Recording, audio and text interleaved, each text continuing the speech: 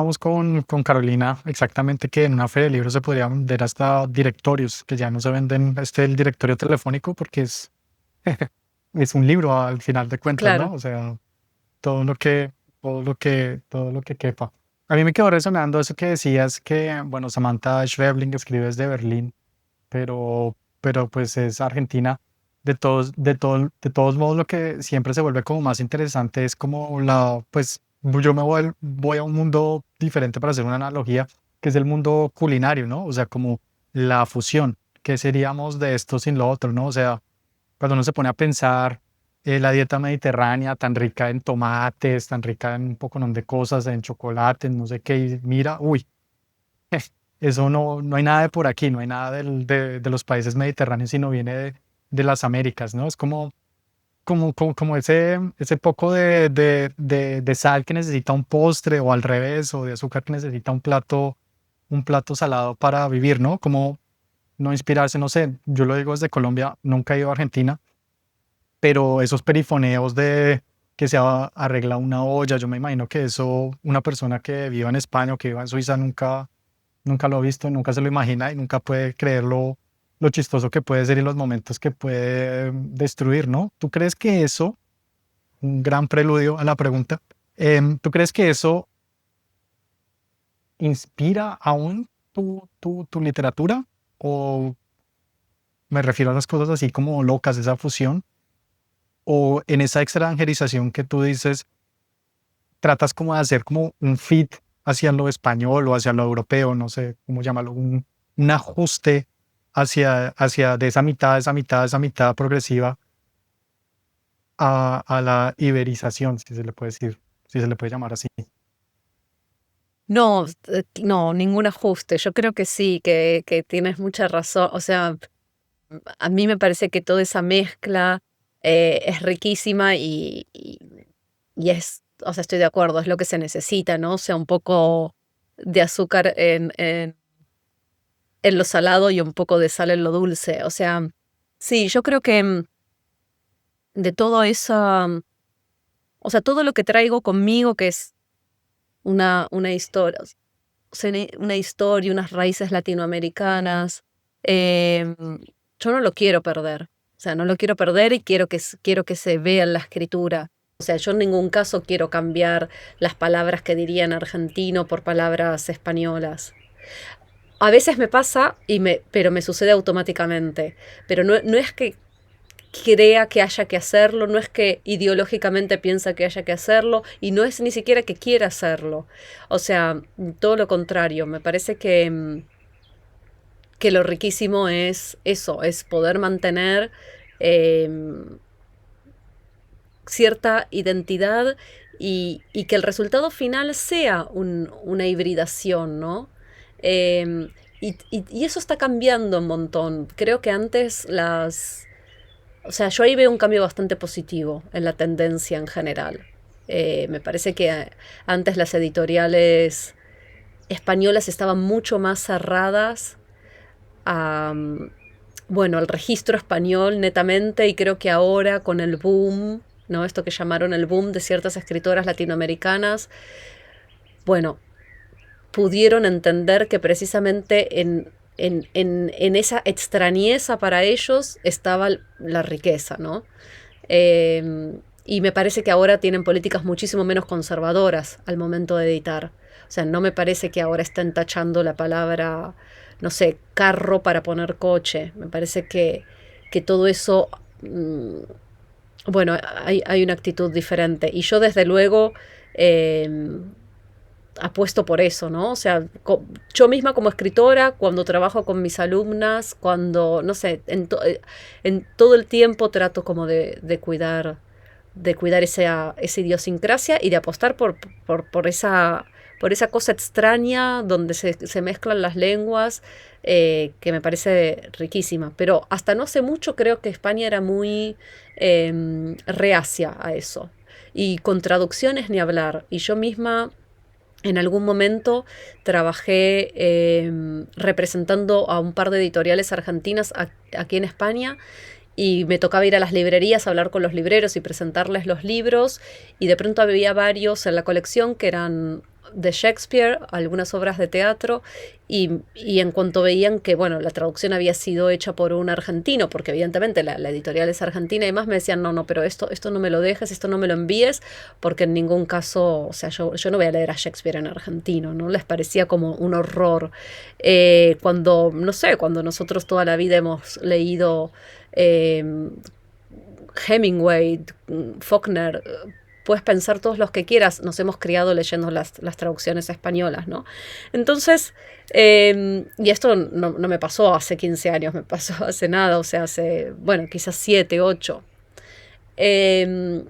Son cambios culturales que son procesos que también necesitan un tiempo. Yo soy muy optimista igual, insisto en que creo que sí que se está dando un cambio en ese sentido. Incluso también, pues, no en la industria literaria, sino pues, con conocidos, amigos españoles, lo he sentido también mucho que dicen que no hablamos el mismo español y al final de cuentas, bueno, o castellano, como lo quieras decir, al final de cuentas estamos hablando lo mismo sin necesidad de un traductor. Y si yo escribo algo, lo entienden, y si ellos lo escriben, lo entienden, y no estamos hablando de italiano a castellano.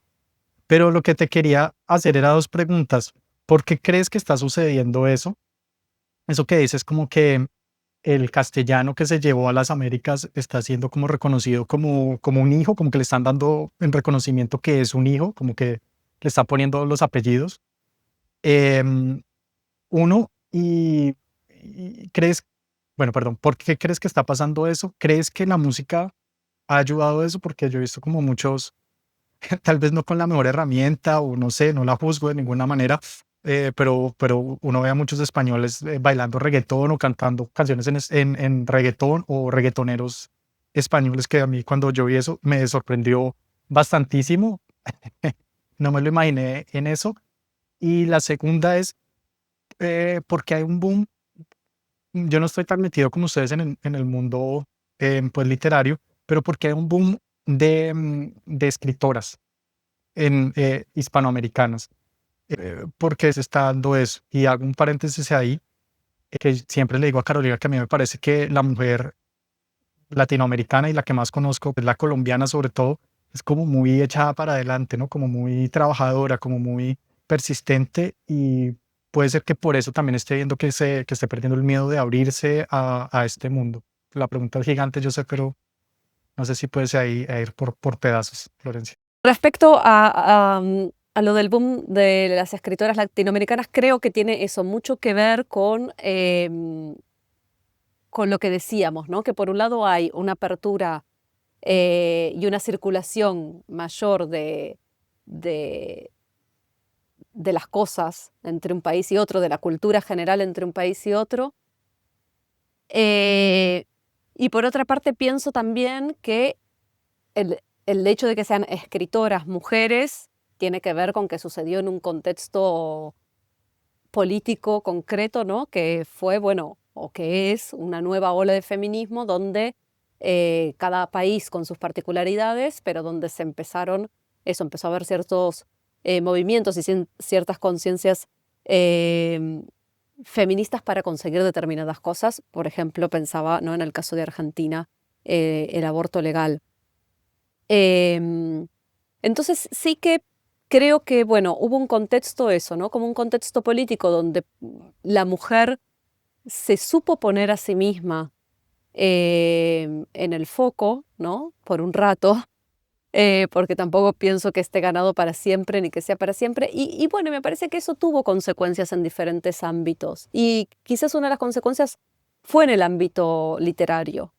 Entonces, el boom latinoamericano, el original, no había tenido ninguna mujer en el foco. Entonces, bueno, me parece que también lo que puede pasar ahora es un poco reacción a lo que pudo haber pasado en su momento en otras épocas. Em, sí, creo que... ¿Y por qué latinoamericana? Bueno, en algún punto me parece que se dieron cuenta de que hay algo, y Juan, tú mencionabas algo en tu pregunta, o sea, hay algo del espíritu latinoamericano que se dieron cuenta que funciona también. Además, o sea, además les funciona comercialmente, pero, pero y que encima funciona literariamente, que es bueno, que, que la escritura latinoamericana, o sea, por supuesto no me voy a poner a hablar en contra de la escritura española, porque además no se puede generalizar, ¿no? Pero la escritura latinoamericana tiene unos impulsos de pronto que a la escritura española le venía costando más. Y tiene que ver con eso, quizás con lo que decías, porque cómo escribir que vas a una tienda a reparar tu calzado si no tienes ese negocio en tu barrio, ¿no? O sea, quiero decir, también es que se puede, que tú escribes desde el lugar de donde, de donde eres y a donde perteneces de alguna manera, por más de que hayas migrado. Aunque muchísimas escritoras latinoamericanas que están escribiendo y que están en primera línea están en sus países de origen. Pero muchas no, muchas están en otros sitios. Mónica Ojeda está en España, hablábamos de Samantha Schweblin, no sé. Y hay otras que sí que están en su, que están en su sitio, bueno, que están en el sitio donde nacieron. Em, y esa riqueza también es fabulosa, ¿no? Esa mezcla fabulosa. Eso, me parece que la escritura de estas voces femeninas latinoamericanas mostraron algo que no lo podría haber mostrado ninguna otra voz ni ningún otro género. Em, y por suerte la recepción fue buena. Lo que pasa es que yo ahí desromantizo un montón. Yo pienso que la recepción fue buena no solamente porque es gran literatura y porque pensaron, uy, qué interesante esto. Fue buena porque, por suerte, el mercado también supo reaccionar y siguen queriendo eso porque se dan cuenta que en términos de venta también funciona. Pero bueno, bienvenido sea si además también funcionan esos términos, ¿no? Yo quiero que hablemos ahora de tu podcast, Lo Doméstico y otros pensares, que se conecta mucho con el tema de la casa. ¿Cómo nace la idea de crear este podcast y de qué se trata, para los que no lo han escuchado? Nace un poco de la necesidad de pensar más la casa y de pensar más lo doméstico. Ahí yo juego con la palabra, ¿no? Jugamos con lodo, le ponemos un guión, ¿no? Como para también un poco la idea de embarrarse, o sea, o sea, casa no es solo, bueno, el lugar del confort, donde todo está en orden, donde todo está limpio, sino por el contrario, está un poco embarrada la cosa, ¿no? Está en el lodo.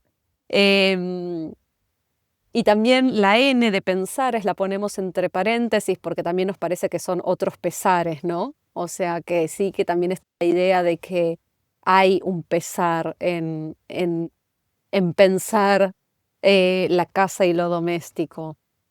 Yo doy talleres sobre la casa, doy talleres de migración, hay uno que se llama Teclar la migración, pero también doy otro taller que se llama La casa cuerpo y pienso muy concretamente eso, el tema de la casa, ¿no? Bueno, por supuesto lo enfoco en la literatura, o sea, me fijo cómo la literatura se ocupa del tema de la casa. eh, y eso, pero eso me hace pensar la casa en un sentido más amplio, no solo literario, sino también filosófico, antropológico, ¿no? Como muchas maneras. Y ese espacio, cuando doy los talleres, para mí los talleres son espacios de reflexión para mí misma, ¿no? O sea, no es que yo voy a enseñar, yo lo que voy también es a intercambiar y aprender de la gente que viene a mis talleres. No, no por casualidad, la gente que se apunta suelen ser mujeres migrantes, o sea, son mujeres latinoamericanas o españolas viviendo fuera de su país de origen. Y entre todas se arma un grupo extraordinario donde eso, intercambiamos nuestras vivencias y bueno, y además eso, leemos y aprendemos. Y, y bueno, y me parecía que además de los talleres, bueno, yo tenía ganas de hacer un podcast y ahora voy a decir por qué. Me parecía que necesitaba otro espacio también para pensar eso, ¿no? Eh, Bueno, y lo hago con un colega que tenemos ahí como la posibilidad de hablar nosotros dos y poder seguir pensando el tema. Pero por otra parte, y esto también tiene que ver con este compañero con quien lo hago, em, a mí lo que me interesa mucho es el tema de la idea de la conversación. O sea, me parece que qué significa conversar, qué es hablar. Eso, eso me parece muy interesante, ¿no? Y cómo las conversaciones se frustran, ¿no? Cómo tú preguntas una cosa pero te contestan otra, cómo querías decir algo pero te interrumpen. Y precisamente el partener con el que hago el podcast es una persona muy diferente a mí, muy, muy, muy diferente, que siempre va a ir por otro lado, que siempre va a traer algo que yo nunca traería a colación, que vive en un universo completamente diferente. Tiene cierta cuestión migrante porque es español, pero vive sobre todo en Estados Unidos. Hay una mezcla ahí con la lengua. Él está muy contaminado por el inglés. Pero su carácter en general es muy diferente al mío. Es desorganizado. Yo sé que hablar con él es nunca poder decir lo que quiero decir. Y ese desafío me parece interesantísimo. Me parece que, o sea, hacer el podcast, porque siempre, si no, es como que me retroalimento en conversaciones donde me escucho a mí misma y donde todo se corrobora. Y él me pone en un lugar de incomodidad absoluta. De hecho, cuando grabamos el podcast, para mí es un día horrible. Yo a veces me siento muy incómoda porque yo sé que a lo que voy a enfrentarme es a la frustración. Pero esa frustración es la que me parece interesantísima. Me parece que eso, o sea, que al final, más allá de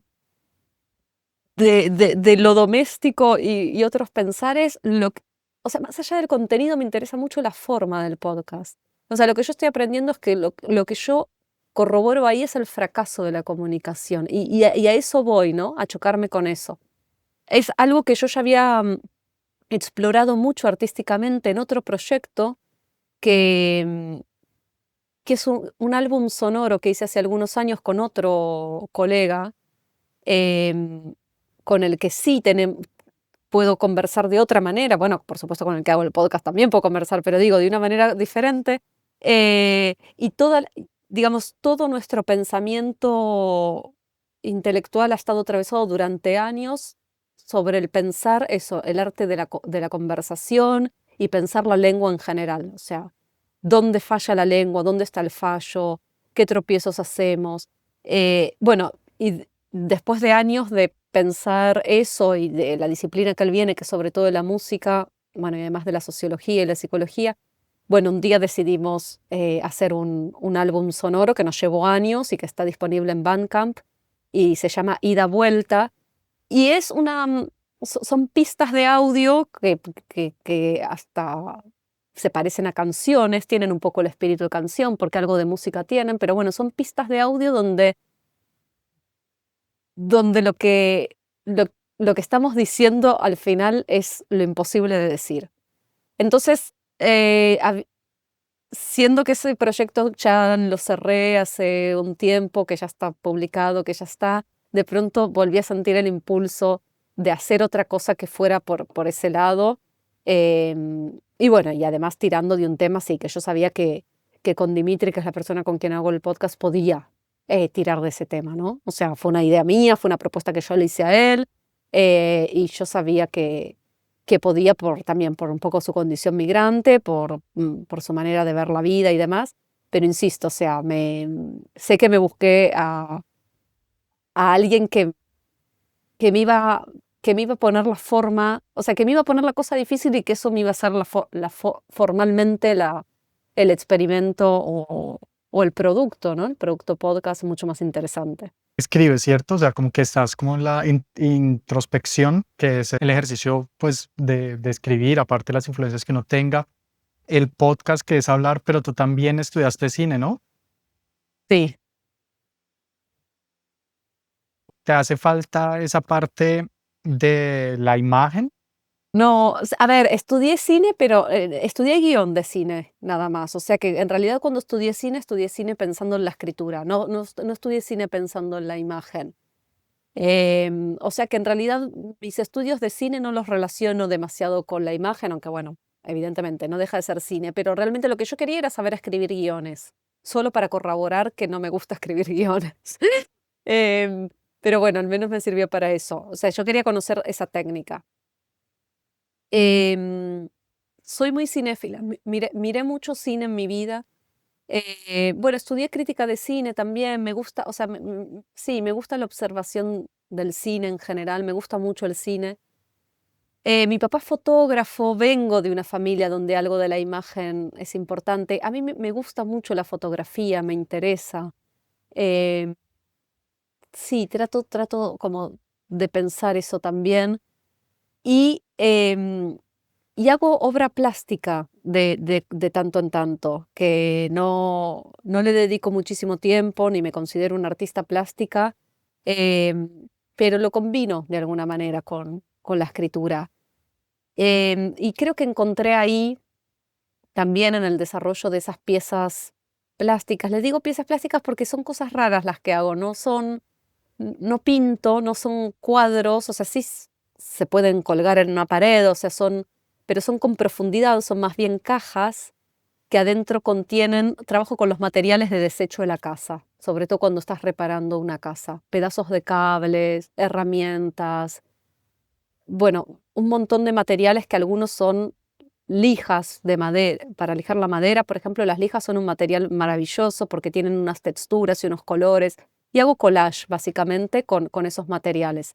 O sea que son collage tridimensionales porque no son, eh, o sea, tienen eso, tienen elementos tridimensionales. Entonces, bueno, también encontré ahí, ¿no? La posibilidad de la imagen. Pero desde luego, si bien mi actividad principal es la escritura, todo el tiempo estoy buscando puntos de fuga hacia otras disciplinas artísticas. O sea, me doy cuenta que permanentemente lo hago. O sea, lo hice cuando el proyecto del álbum Sonoro Este, cuando terminó, necesité entonces el proyecto del podcast, paralelamente el proyecto de la pintura. Y es verdad, o sea, y estoy también con algún proyecto de cine, de vídeo, ¿no? Le vamos a llamar video arte quizá. O sea, grabo mucho, grabo escenas domésticas. eh, sí, hay algo de... Y fíjate cómo todo se combina igual, porque lo que me interesa es grabar lo doméstico, me interesa hacer las piezas plásticas, ¿no? Estas esculturas, cuadros con pedazos de la casa, si se quiere. O sea que al final siempre están alrededor de los mismos temas. Pero sí, para mí es un alivio salir de la escritura de a ratos, ¿eh? Me parece que la escritura, eh, solo la escritura me aplaca un poco. Y por eso también muchas veces necesito escribir armando cierto collage en la escritura misma también.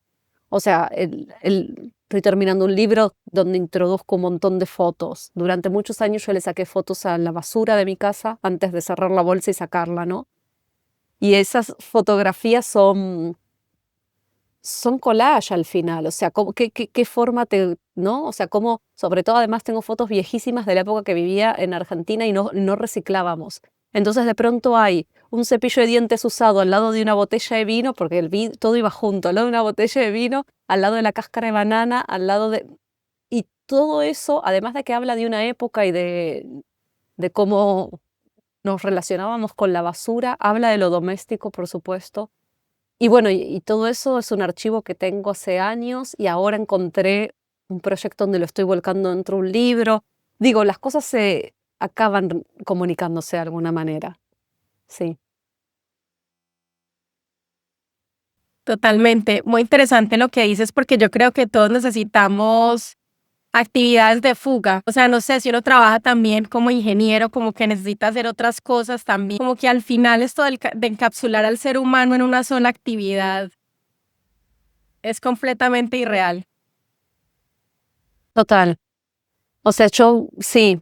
Lo que pasa es que también te digo, yo tengo amigas que realmente lo único que quieren es encerrarse a escribir, amigas escritoras, ¿no? O sea, que dicen, no, yo lo único que quiero es escribir, escribir, escribir.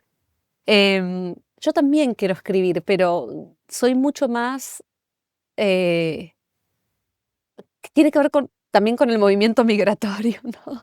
O sea, es un poco la misma sensación que tenía cuando estaba en Buenos Aires y pensaba, pero yo no me puedo quedar todo el tiempo en esta ciudad, necesito salir, salir, salir. Bueno, también necesito salir de la escritura, ¿no? O sea, son esas fugas, ¿no? El fugarse del país, pero también fugarse de la disciplina principal que uno desempeña. O sea, ¿tú crees que un migrante no es un espécimen de la posmodernidad?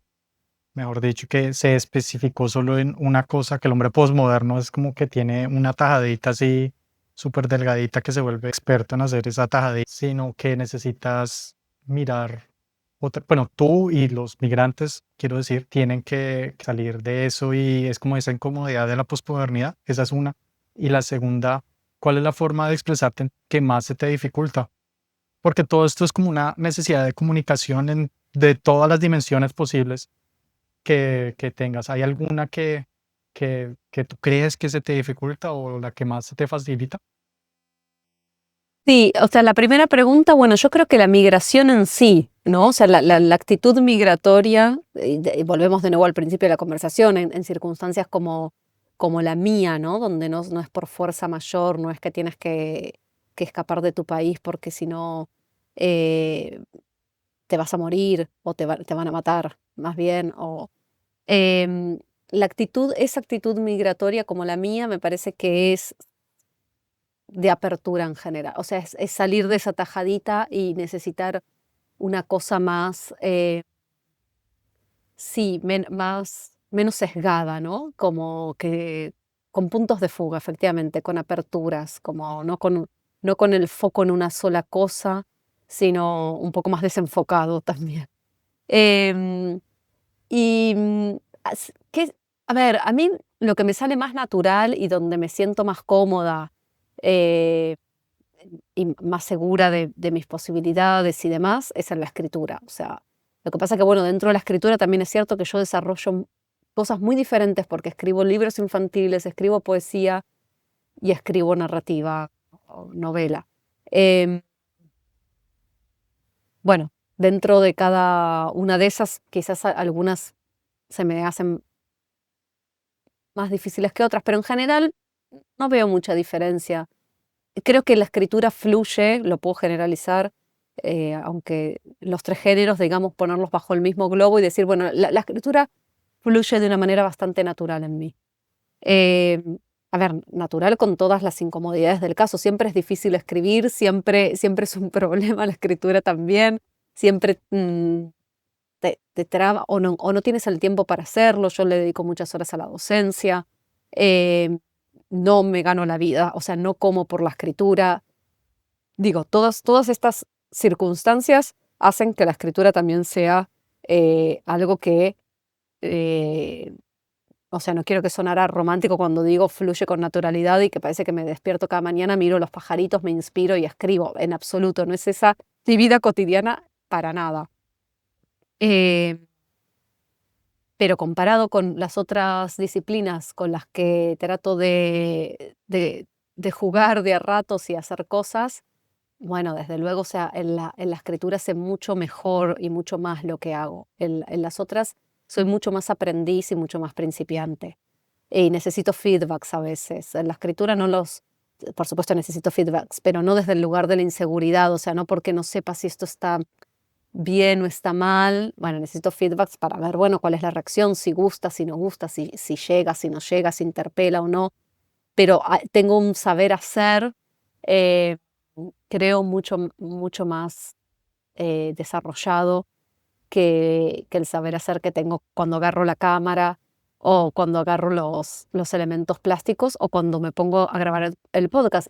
Pero precisamente esa incomodidad, por eso te contaba antes, ¿no? Que también eh, precisamente esa incomodidad, ese no saber hacer, me parece riquísimo también. O sea, me parece que desde ese lugar sale algo. Y sale algo muy, muy de mi autoría. O sea, me siento muy autora de esas cosas. O sea, sé que soy yo haciendo eso porque precisamente mi marca de autor creo que es esa. O sea, hacer algo también desde el lugar de no saber hacerlo. O sea, hacer algo desde la incomodidad absoluta de no saber hacerlo y sin embargo poder llegar a algo.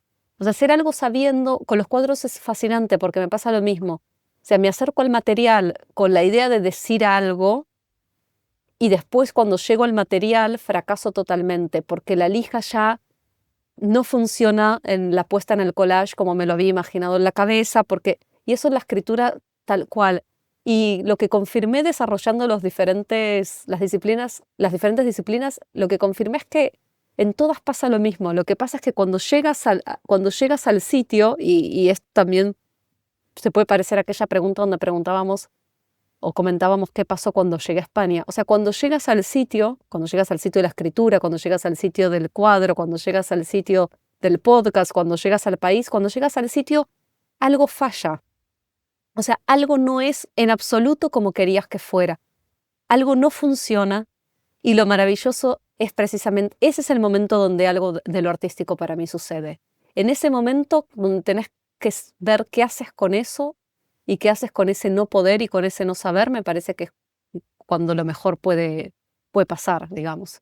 De todo como este amor también que tienes por España, por la herencia familiar, por las nuevas posibilidades que te han dado, ¿qué personaje hispano de la historia crees que pues, es el que más te gusta, el que más crees que ha influido para lo que somos hoy, como esta mezcla hispanoamericana que somos? Uy, es una pregunta dificilísima. No sé si se me ocurre un personaje hispano de la historia. Em, o sea, en realidad yo pensaría, no, es que yo pensaría, bueno, pensaría en el propio Cortázar, por ejemplo, ¿no? O sea, un escritor que ya su voz, su manera de hablar, estaba completamente tomada por la cuestión migrante, ¿no? Y su escritura, un gran cuentista que hace mucho también a la idiosincrasia latinoamericana, porque otra cosa que España también se dio cuenta es que era muy hija, si se quiere, de Latinoamérica en la tradición del cuento, ¿no? O sea, y tuvo que asumir que realmente necesitaba como darle al cuento una importancia que nunca le había dado, porque España fue de la novela siempre, ¿no? De la novela y de la poesía. Em, y creo que aprendió, y se ven los resultados en editoriales como Páginas de Espuma y demás, aprendió que había un género que, que existía y lo aprendió de lo latinoamericano, ¿no? Y me parece que Cortázar, lo elijo a él para responder la pregunta porque me parece que concentra un poco estas cuestiones, o sea, concentra la migración, unas marcas migratorias incluso en lo fisiológico, ¿no? Incluso en su voz, que eso me parece fascinante, que le pasaba también a Clarice Lispector, em, que me pasa a mí cuando cuento lo del avión, ¿no? Em, y bueno, y una persona que, por supuesto, además de escribir novelas también, se dedicó al cuento, que me parece que dice mucho de la idiosincrasia latinoamericana.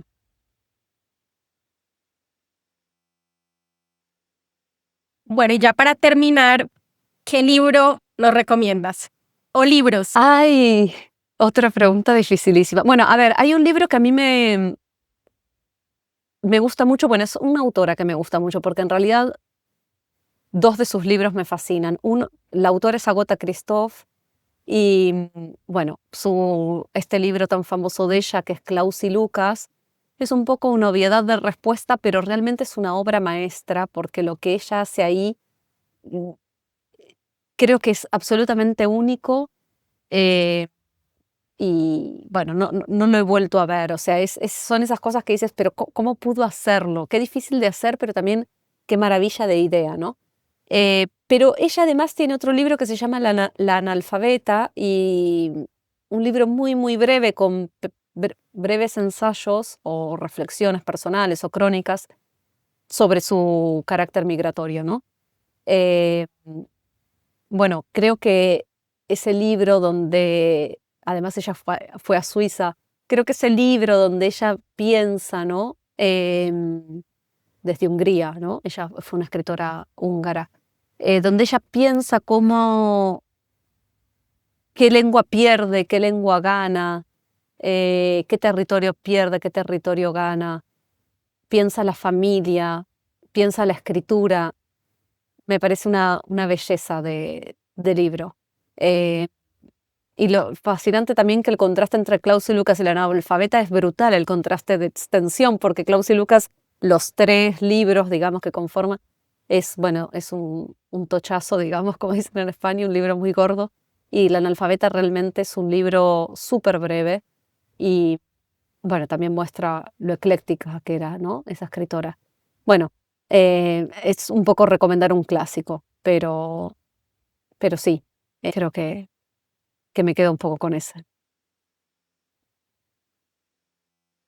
Muchas gracias, Florencia, por tu tiempo. A todos ustedes, síganos en Instagram, TikTok, YouTube. Próximo episodio.